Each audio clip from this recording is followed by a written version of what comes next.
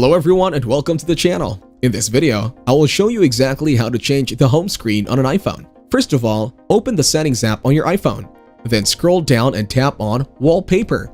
Now tap Choose a new wallpaper. Browse through the available wallpapers or select a photo from your library.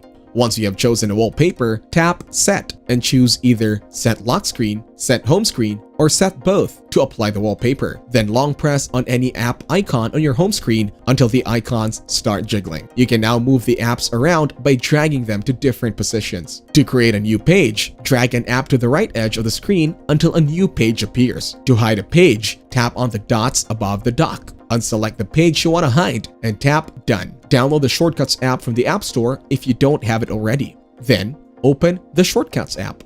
Tap the plus icon to create a new shortcut. In the Add section, search for and select Open App.